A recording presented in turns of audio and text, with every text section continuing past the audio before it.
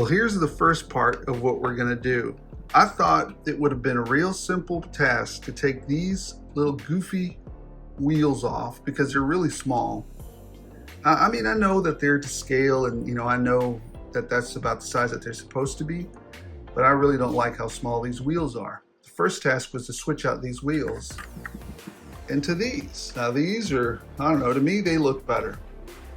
The problem is when I ordered these,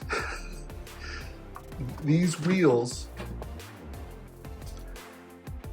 it's the screw that comes with originally with it won't work. So I had to drill down in here, get a washer, put a washer through the screw, and then get it to, I'll leave a link in the description as to what wheels I use. But if you're gonna use these, you're gonna have to modify them in order for the old screw to get a bite.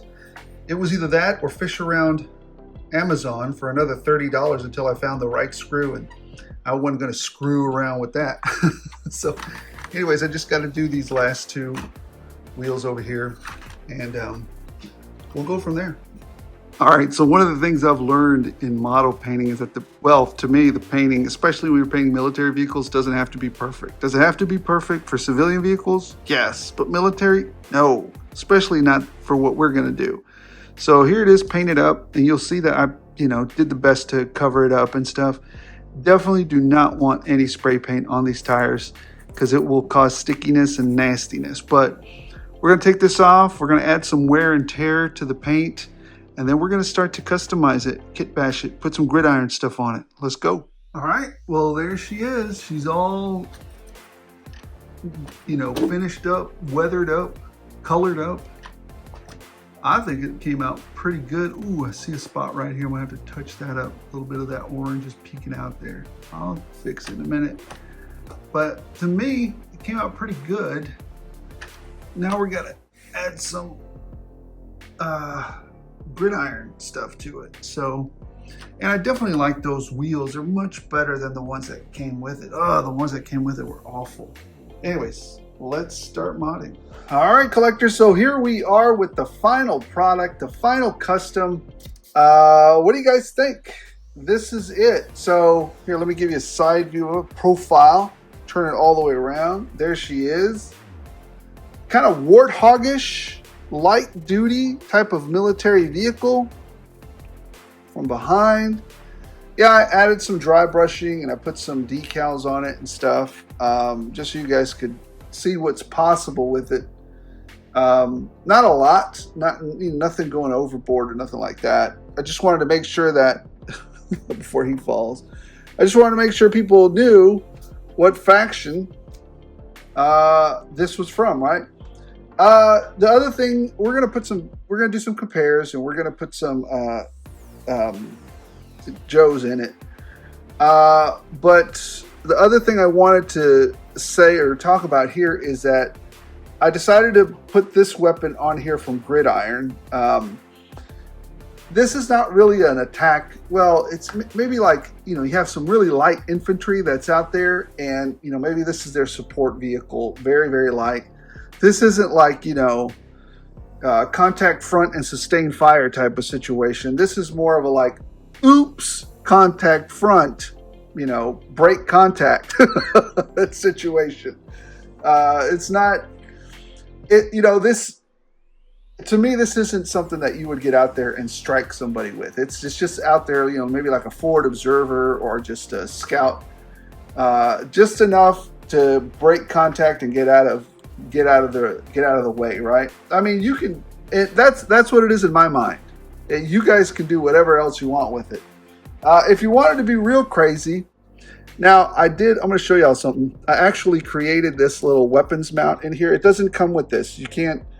So it does come with a little rail system underneath there, but then on top of it, I inlaid a mount. All right, so as I was saying, I created that little weapons mount there. I don't know if, I guess you guys just saw it, but here, let me, once again, there it is. Kind of put it in there, built it up, but I was a little bit, had to take care of something real quick. But this is the weapon. I chose this weapon because it's, it's big enough to hold back an oncoming barrage, or to break contact and get out of there. But it also has a self-contained, you know, ammunition stack there. So ammunition box. So I like that, right? If you want to take it a little crazier, right, you can, because of Gridiron's modular, you know, very simple modular mounts. I love that they did that for us. You could just take another one if you want this cannon on it right there, and now you got a little bit more firepower, right? You can, you know, do what you need to do and take out some baddies with this, I suppose. But I was like, man, that's a lot. But so the other thing I could have done is mounted another weapon system up here. This is something that's pretty neat. What I could do or might do later, I'm not sure, is you could put one of those adapters that Gridiron sells right here, and then you can switch out some of the larger weapon systems up on the top, you know, like freaking missile launchers, you know, heavy sentry guns, you know, basically be like a mobile sentry system or a mobile missile platform. So anyways, I don't like this. To me, this is too much.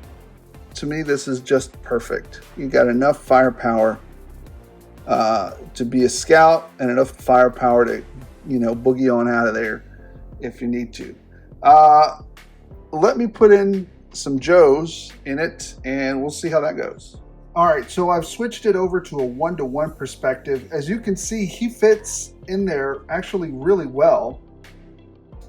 But I will tell you this, it is a tight fit in there, but the figure fits in there. And he has, I'm thinking now we might be able to get a taller figure than him in there because he has quite a bit of head space up there. You see, actually, my whole big old fat finger would fit on top of his head right here before he hits the top of that. And usually sometimes what I see is figures that touch the very top of the... When's the last time you got into a vehicle and the top of your head touched the top of that? That's super uncomfortable. So that makes it a little bit more realistic. And yes, he's all in there. It's a little tight, but he is in there. His whole body's in there. What I found is that if he has a holster, if you take the holster off, it's easier for them to slip in there. So there's that. Here it is from the front. You got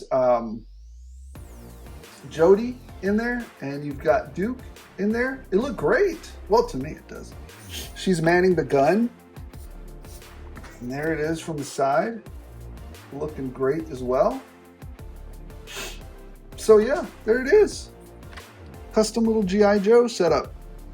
I hope you guys enjoyed this walkthrough. Just in case, let me get you guys some comparisons. See if you guys, in case you want some comparisons, then at the end, I'll just take it right around a little bit outside in the backyard or something. Because it is an RC car after all. Oh, I did forget to mention, these can pop out. And so if you're having trouble getting them in there, take off the holsters and then kind of pop this side panel out, because you can pop it out and put it back in to guide his feet in there. So that'll help you out a little bit. All right, let's go check it out. All right, and just for comparison's sake, just a quick comparison. That's a gridironed out vamp. And then we have the Polaris Warthog looking thing. I don't know what name to give it. And then we have a little ram cycle, a little customized ram cycle there. So there it is from above. Get a good view of it there. So it's an in-between the, yeah, there you go. All right, guys, well, thanks for stopping on by. Let's close it out with a little bit of RC action. I forgot to tell y'all, it does have lights on the front there, kind of ambient light in there, and then lights in the back. So let's go check it out.